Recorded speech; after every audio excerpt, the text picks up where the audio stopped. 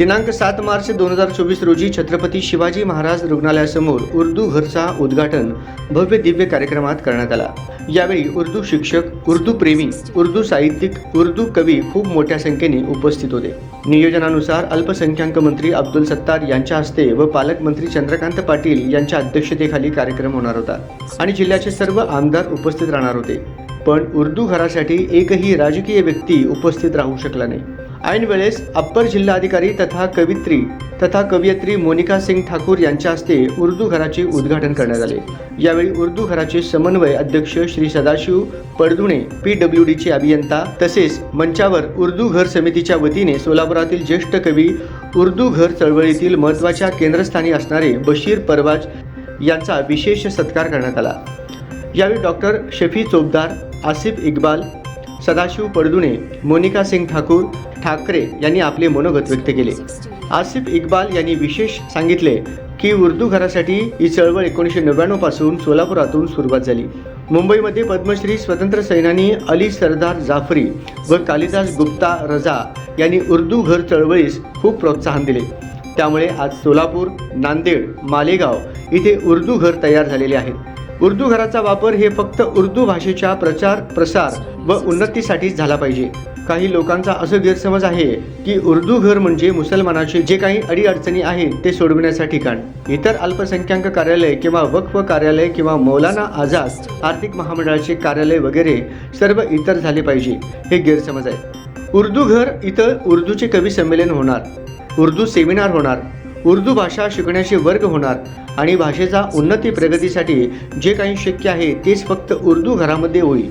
दुसरा इतर कुठल्याही कार्यालयाची कोणीही डिमांड करू नये, केल्यास त्याला विरोध करण्यात येईल व प्रशासनाने विशेष दखल घेऊन उर्दू घर उर्दू भाषेच्या उन्नती व्यतिरिक्त कोणालाही देऊ नये।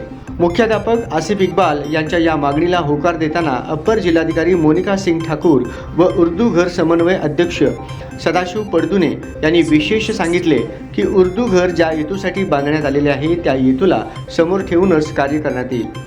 उर्दू भाषेचा प्रचार व प्रसार आणि विकास हे मुख्य उर्दू घराचा हेतू आहे, त्याला कुठेही आम्ही बाधा येऊ देणार नाही। उर्दू घरचा कार्यक्रमाला देखणी व यादगार करण्यासाठी गझल आणि मुशायराचं आयोजन करण्यात आले होते। एका ऐतिहासिक कार्यक्रमाची सांगता म्हणून उर्दू घरचा उद्घाटन समारोह नेहमी आठवणीत राहील।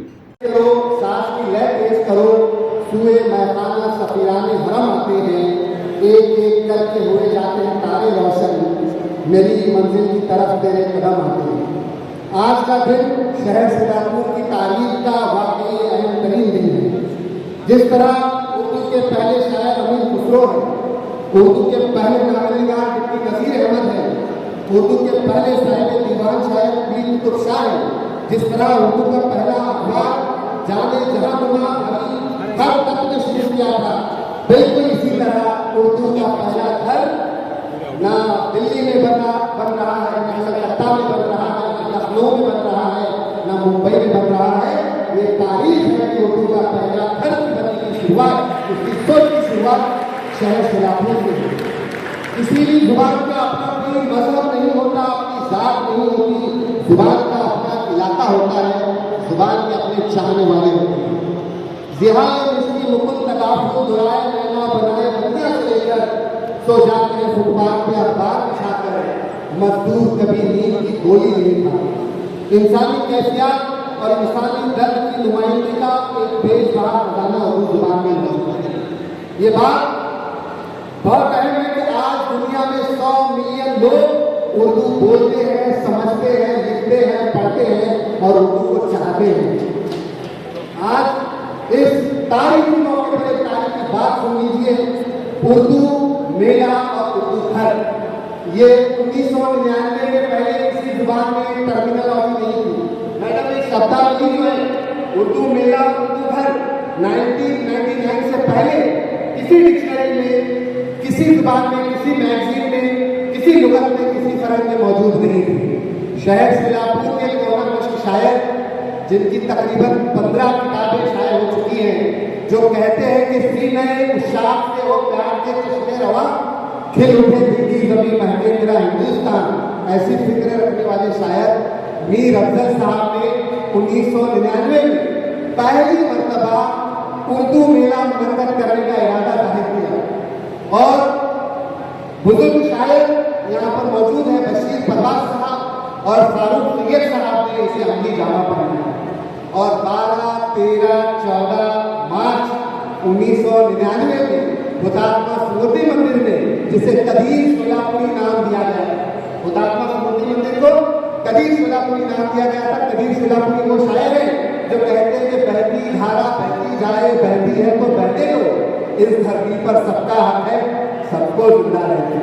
इस 3 दिन के उर्दू मेले में पद्मश्री फ्रीडम फाइटर अली सरदार जाफरी, पद्मश्री फ्रीडम फाइटर अली सरदार जाफरी, माहिर कालिबिया, गालिब एक्सपर्ट पद्मश्री कालिदास गुप्ता साहब, इन्होंने बरहमसे नफीस 3 दिन यहाँ पर मौजूद रहकर इस मेले की कयादत की। इसके इख्तिताम पर कालिदास गुप्ता साहब ने नज्म कही उर्दू के ताल्लुक से, बहुत जज्बाती हो गए। उसका एक शेर है, उन्होंने कहा कि सब बंद टूट जाए जमानो मकान के, सब बंद टूट जाए जमानो मकान के और मेले भी लगा करें उर्दू जुबान में। कालिदास गुप्ता साहब ने कहा था सब बंद टूट जाए जमानो मकान के, मेले भी लगा करें उर्दू जुबान के। और साथियों, ये तारीख है। कालिदास गुप्ता साहब जब सोलापुर से बंबई गए, वो अफ्रीका में रहते थे, लेकिन उनके उम्र के यहाँ मुंबई में गुजरे, माहिर कालिबिया थे।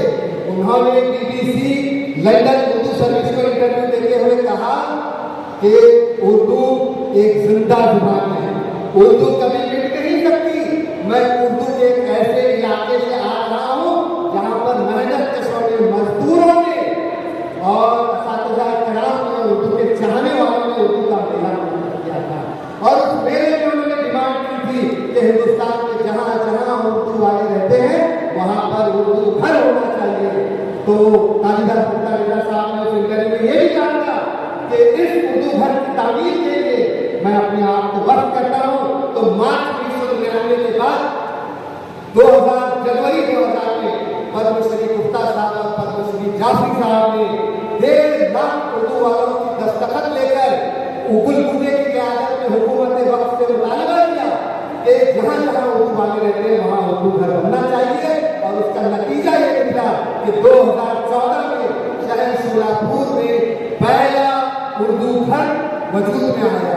ये और बात के मालेगांव और नांदेड़ में उर्दू घर बन चुके हैं। नांदेड़ के उर्दू घर का इफ्तिताह हो चुका है। आज भी एक मैं बात करूँगा, लोगों के जहनों में सवाल है कि उर्दू घर यानी क्या, उर्दू घर में कौन रहेगा, उर्दू घर में क्या रहेगा।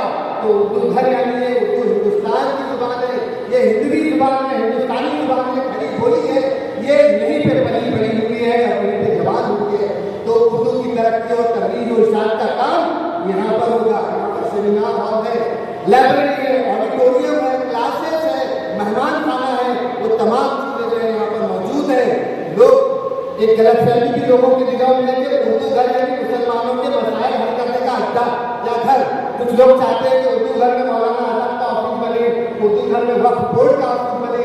मैं मैडम से कहूँगा कि मैडम और प्रभुने साहब, उर्दू घर ये सिर्फ उर्दू के लिए रहे, यहाँ पर सिर्फ उर्दू का काम हो। आते आते मेरे शहर में 3-4 किस्से आ गए थे, मेरे मकान की खातिर, तेरे मकान की खातिर, अमनो अमान की खातिर, हर गुलसिता की खातिर, सारे जहां की खातिर, प्यारी इस्मा की खातिर, पीरो जवां की खातिर, हिंदुस्तान की खातिर उर्दू का घर बना है। उर्दू जुबान की खातिर जिंदाबाद जिंदाबाद, उर्दू जुबान जिंदाबाद, उर्दू घर जिंदाबाद, हिंदुस्तान जिंदाबाद। शुक्रिया।